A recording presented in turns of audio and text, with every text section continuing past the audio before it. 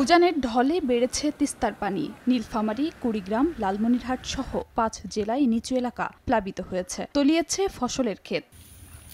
কুড়িগ্রামের তিস্তা ও দুধকুমার নদীর পানি বৃদ্ধি পেয়েছে। নদী তীরবর্তী চরাঞ্চল সহ নিম্নাঞ্চল ডুবে গেছে। বাধ্য হয়ে কাঁচা ধান কেটে বাড়িতে নিয়ে যাচ্ছেন কৃষক। উজানে ভারী বৃষ্টির কারণে আগামী ২ দিন পানি বাড়বে বলে জানিয়েছে পানি উন্নয়ন বোর্ড। তিস্তা নদীর পানি ঝরি নামে কিছু পানি মানে আবার তলায় গেছে। পানির জোর, পানি খুব হয়েছে, ওই জন্য আমরা ধান কাটতে পেয়েছি। ভারী বৃষ্টিপাত ও উজানের ঢলে তিস্তার পানি বাড়লেও বিপদসীমার ২৮ সেন্টিমিটার নিচ দিয়ে প্রবাহিত হচ্ছে। সোমবার দুপুরেই খুলে দেয়া হয়েছে ব্যারেজের সবগুলো জলকপাট। পানি না কমা পর্যন্ত খোলা থাকবে। এদিকে মঙ্গলবার সকাল পর্যন্ত ৩২ মিলিমিটার বৃষ্টিপাত রেকর্ড করা হয়েছে। চুয়াডাঙ্গার জীবননগরের সিংনগর বাওড়ের বাঁধ ভেঙে ভৈরব নদীতে অস্বাভাবিক পানি বৃদ্ধি পেয়েছে।